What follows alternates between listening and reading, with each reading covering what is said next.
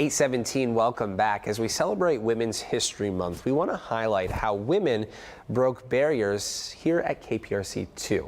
To take us back in time is KPRC 2 digital reporter Moriah Ballard. Good morning. Good morning. How are you doing? I'm so far so good. It's Tuesday. We're almost over that hump, that midweek hump. Yes. I love this conversation because, I recall, we were sitting down at the table, one post-show meeting, during a post-show meeting, and we were talking about this. And, not only did women pioneer here at KPRC2, but women of color also had a hand in this. So you remember we talked about that for Black History Month. Yes. Now we're talking about another one. So KPRC2 was the very first station to have a woman co-anchor a primetime newscast in the entire city of Houston. We are definitely known for good first, right? Now, Miss Sara Lowrey started in 1974 and began breaking barriers for women in journalism and in media. Now, when Sara was hired, she worked all day as a reporter, and then she co-anchored the 6 p.m. news, which meant a lot considering that this was a male-dominated career. Now, back in 2021, Sara spoke with us and said that for the most part, her fellow colleagues welcomed the idea and received her in her role. There was maybe one male person who didn't particularly care for me, but I really had a wonderful reception. The only thing that in the beginning, they didn't give me as many stories to read on air as the male counterpart. And Zach, when she asked if she felt like she set the tone for the next generation of women journalists, she said she certainly always tried to be represented in a positive light. Wow. I always felt like we had put our best foot forward. We had to look nice, we had to talk nice, we had to be nice, so that we wouldn't screw it up for the people to come behind us.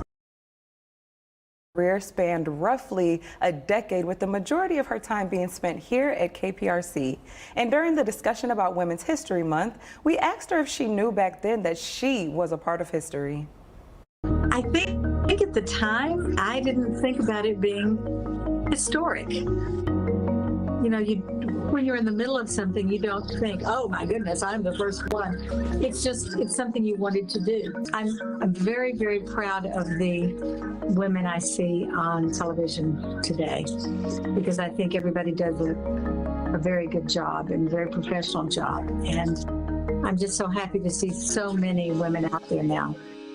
Wow. Yes, Zach, an amazing story. Yeah. And we're certainly celebrating all of the ways that Sara has contributed. And now, like you were just talking about with our last guest, we have women in our newsroom in leadership, like our assistant news director, Anna Lastra, Bernice King, our news director. We actually tell the guys what to do around here. So, Miss Sara, we definitely thank you for paving the way. And some amazing women we're going to be talking about that are passing the baton to us. And we're just taking off. We're running with it. Women run the world, as you know, Beyonce said, it wasn't me.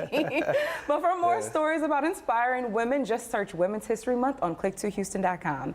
And next week, I'll be back to talk about KPRC2. Anita Martini, who was the first female sportscaster in the country, allowed inside male locker rooms, and she got her start right here. That truly is incredible. That story is very inspiring. And when you hear these stories and these accounts, it's no surprise that these women help elevate other people.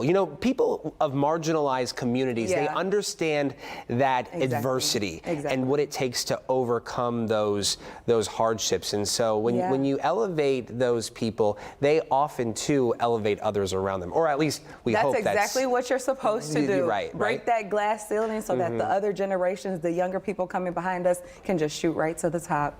Oh, well, we love that. I hope she's well. I know that interview was done. It was in 2021, 3 years ago. So we hope that you're well. If you're watching us still, Miss Sara, thank you. We would love to talk to you soon. Yeah, and we thank you for everything you've done here. I don't quote me. I was talking with Glennie. I think Jane Pauley. Maybe it wasn't Jane Pauley. She was. Who was the first? Oh no, Barbara. Oh my goodness. This is embarrassing. This is trivia. I should have came with a Women's History Month Barbara trivia. Walters. Barbara Walters. Oh Yes. my goodness. Come Brain on. cramp on this Tuesday. Foggy up here. I don't know what's Daylight going on. saving. It probably is. But you know, she was the first female co-anchor on the Today Show. Oh, wow.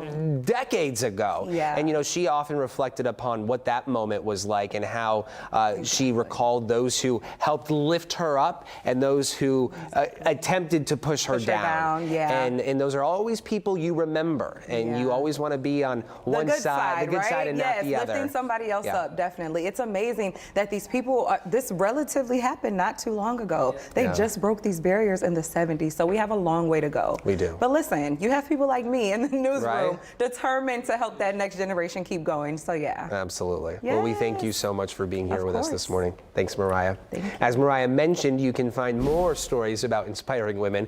Just search Women's History Month on click2houston.com. And if you want to give a shout out to the special woman in your life that inspires you to be the person you are today, let us know. Give her a shout out. On Click2Pins, you can upload those pictures if you want a video, if you have a video with that special woman, upload them to Click2Pins on click2houston.com, and you might see them pop up right here during a newscast.